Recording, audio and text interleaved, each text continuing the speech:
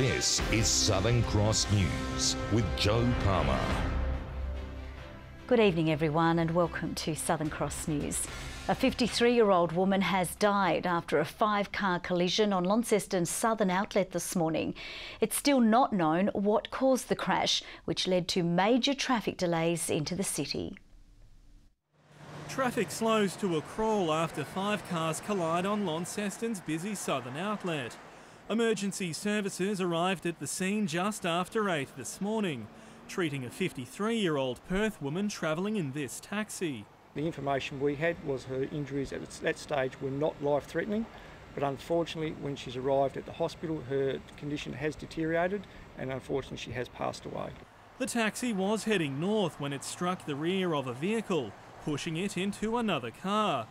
A carer also travelling with the woman was uninjured. Drugs and alcohol have already been ruled out as crash causes.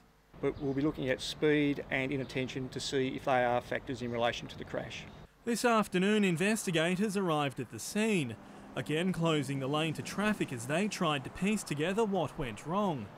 Police say the woman did have a history of significant health issues.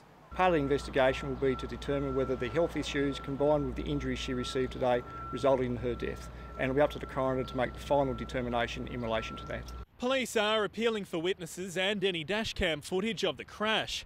Drivers of the other vehicles are expected to be interviewed over the coming days. Sean McComish, Southern Cross News. It was an horrific event which sent shockwaves across the nation and impacted Tasmania like no terror attack before. One of our own today sharing his story of the moment he thought he was saying his final goodbyes to his wife. Rod Patterson, a popular Launceston businessman and former firefighter, followed his gut instinct when he saw a car alight in the busy Melbourne Mall during the Burke Street terror attack.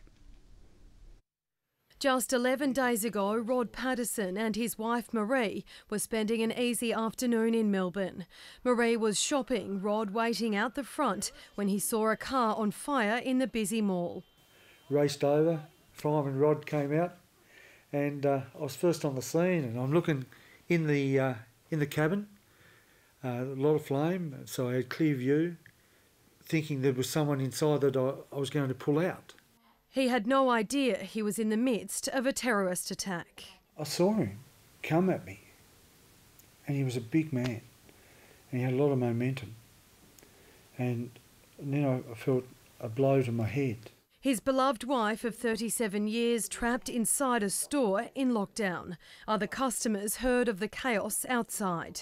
And one of them started singing out that a car had blown up outside and that there was a guy running around stabbing people. There was all those people and I just said to them, I need to get out. My husband's out there somewhere. And I can't even remember how I got out, but I got out. MAREE frantically searched for her husband as the frenzy unfolded around her. Just happened to look to the left and then I spotted this jumper and a guy was with him and actually had a fleecy jumper on top of his head and there was blood going everywhere. I knew I wasn't in a good way and we probably said our last goodbyes. So I couldn't stop the bleeding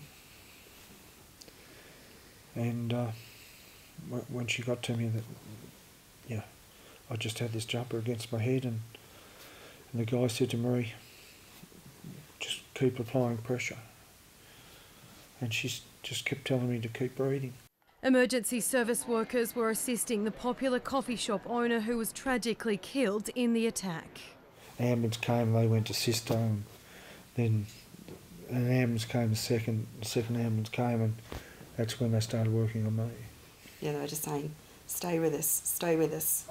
The gash on his head was so severe, Rod received 150 stitches and ongoing mental trauma. People will see this on my head, but people won't see the damage to my heart.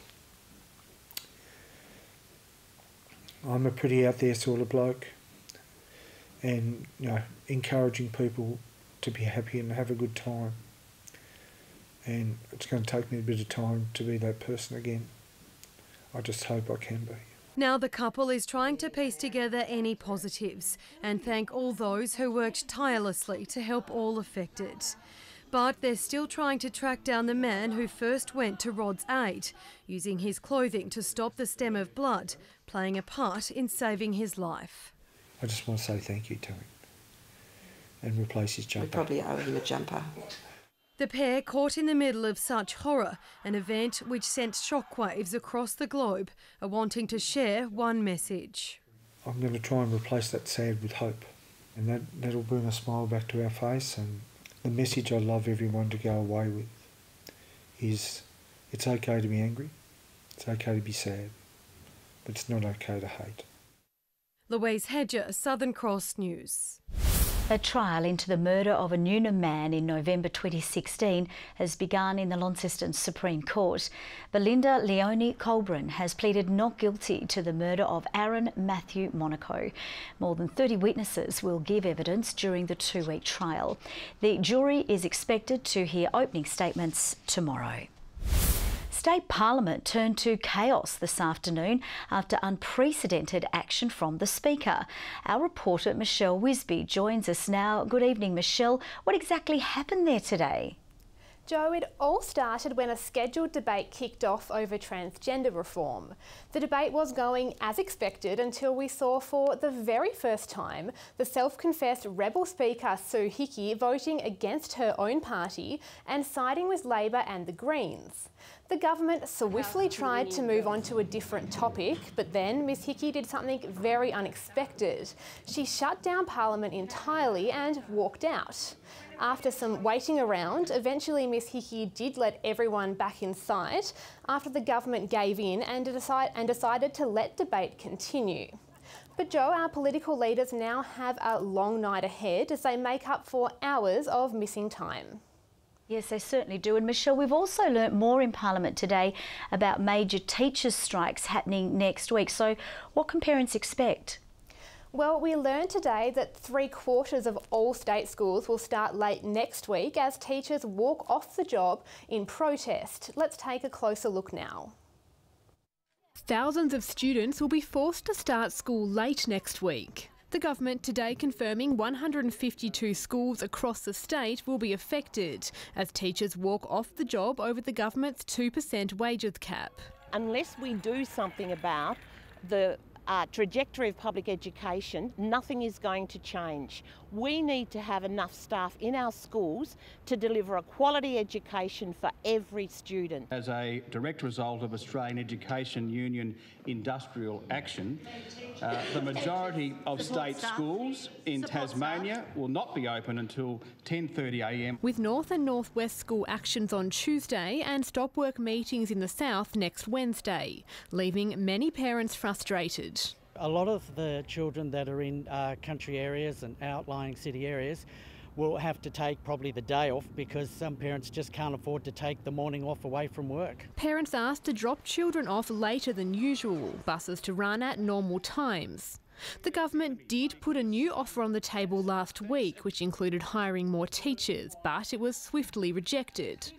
It demonstrated we were listening, negotiating in good faith, and the offer went directly to addressing the teachers' concerns regarding workloads. This is a problem of the government's own making. They have refused to sit down with the teaching profession and negotiate in good faith. So if there's any blame to be had, that should be squarely at the feet of the government. Details of school closures are on the Education Department website. Michelle WISBEY, Southern Cross News. A section of the Royal Hobart Hospital's emergency department was shut down today after a severe odour was detected. An internal emergency was declared this morning, a blocked grease trap believed to be causing the smell. The hospital was already operating at its highest level of escalation, adding additional pressure to staff. The incident was resolved late this afternoon, the health department saying patient safety was not at risk. Tasmanian researchers are working on a new plan to restore giant kelp forests. More than 95% of the forests have disappeared in our warming waters. But researchers are now trying to breed a heat-tolerant If we population. revisit the area where the forest used to be, there are still some individuals that remain that appear to be thriving. So almost certainly those particular individuals are tolerant of the warmer water. We'll put them in various tanks of different temperatures and then watch them over time and measure their growth and their survival, and we'll find the ones that survive and grow the best under those challenging warm water conditions. Researchers hope to replant the forests if the pilot project proves successful. The next stage of the Kingston Park project has been revealed, with future planning including the possibility of apartments up to 8 stories high. A development company that's also pursuing projects in Beauty Point and Evandale has signed on to deliver the plans. On the site of the former Kingston High School, this is prime development land.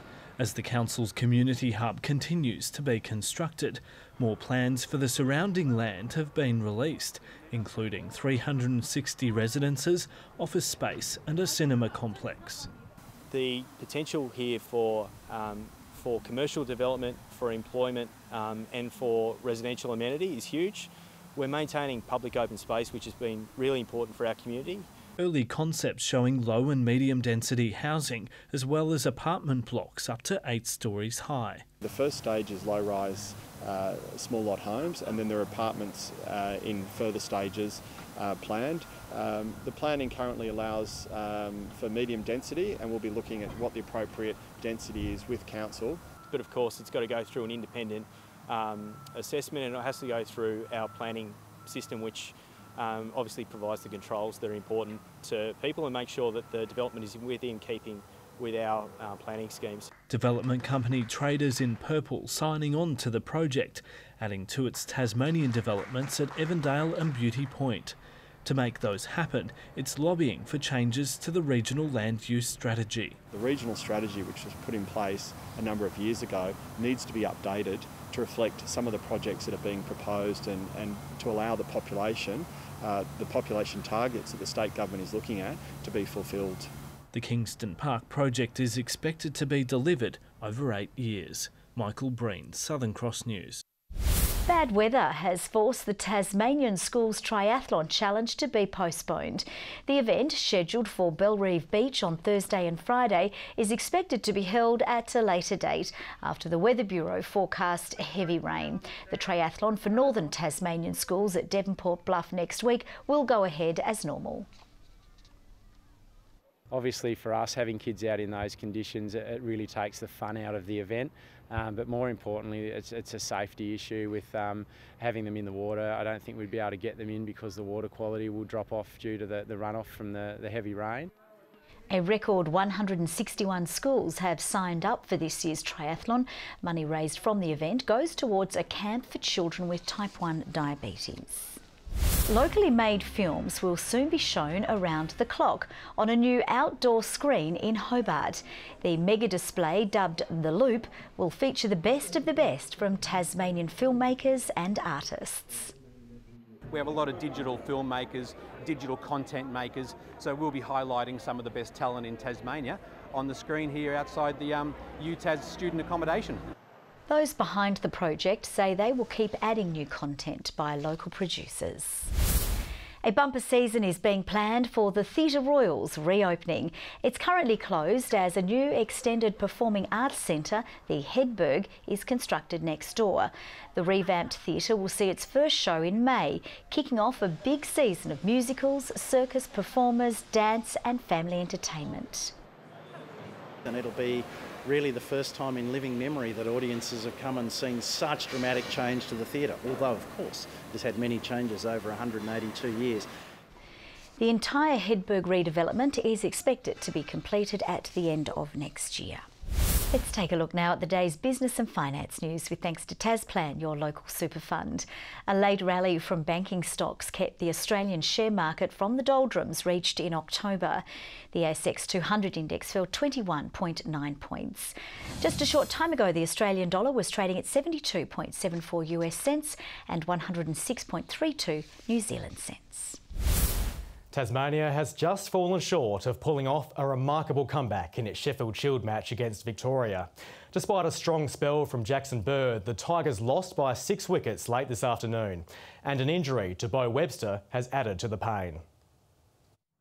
It took only 9 balls before the first wicket fell. Jackson Bird clean bowled Travis Dean for 11, sparking plenty of excitement for a pumped-up Tiger side.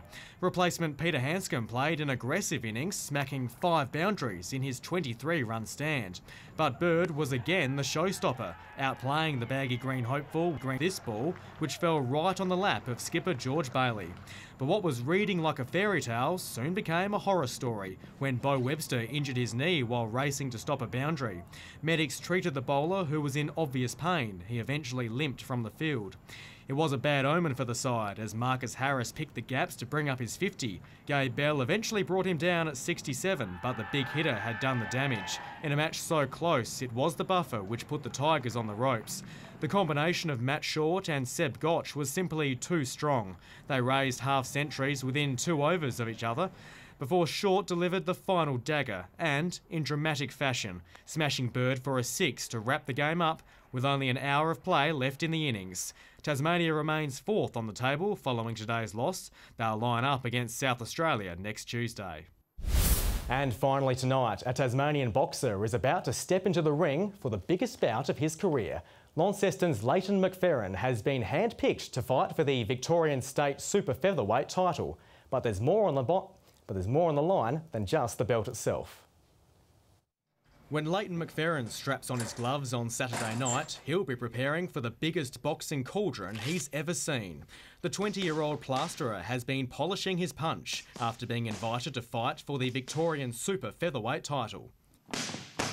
Oh, it means everything. If I win this, then who knows what's next. It will be McFerrin's first fight for a professional belt after spending years rising the ranks as an amateur. In many ways, it's a dream come true for the boy who began boxing at 11 years of age. Yeah, ever since watching like Daniel Gill and Floyd Mayweather and all those on the TV, I always thought like that's what I want to do when I grow up. Steely focused on his dream of fighting for national and even world titles, McFerran says Saturday night's sold-out crowd won't distract him when he enters the 8-round decider in Melbourne. Yeah, I shut down as much as I can. The energy is really overwhelming, but I never tend to get nervous. With 62 amateur bouts under his belt and 6 days of training each week, juggling jabs and a full-time job isn't easy. But this homegrown fighter is determined to reach boxing's big time, and having a professional belt around his waist would be the perfect start. It just mean the world to me and my team, and yeah, I wouldn't be here without them. Welcome back. 24 degrees was the state's top today in Hobart. Launceston reached 23 with 18 for Burnie and 21 in Devonport. 23 degrees for Flinders Island and Grove today, 22 at Ouse, Cressy and Strawn both 21, 20 degrees for Scottsdale and Scotts Peak, 19 at Low Head with 15 degrees for Lyweenie. On the charts, cloud covering all of Tasmania throughout most of the day today.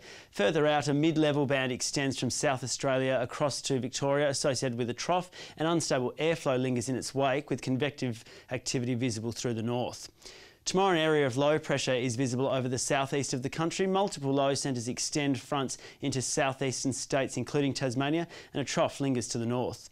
Northeasterly winds tomorrow 15 to 25 knots, reaching about the east. Southwesterly winds 10 to 20 knots elsewhere, with seas between 2 and 3 metres.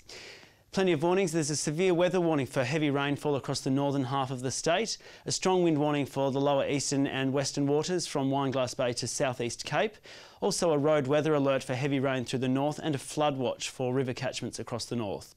Rain easing through the south, 19 in Hobart and Geeveston tomorrow, 18 for Bothwell. Rain easing with sunshine later in the north, 24 in Launceston, 21 for Devonport, Cressy 22 degrees. 20 for Burnie, 17 and rain for Strawn and Curry, with rain easing on the east coast, 24 at St Helens, 21 for Swansea, Orford a top of 20. But the UV still remains high despite that rain, so don't be fooled. Showers for most parts on Thursday. Rain expected for Friday, easing later and contracting to the south and the east, with showers in the south and the east on Saturday, mostly fine elsewhere. Around Australia tomorrow, 26 and sunny in Perth, 17 and showers in Adelaide, Melbourne 21, 25 in Canberra, showers for Sydney 29 with 32 and storms for Brisbane. And a few showers still about in Hobart, 18 degrees, though cloudy and 20 in Launceston and 17 for Devonport.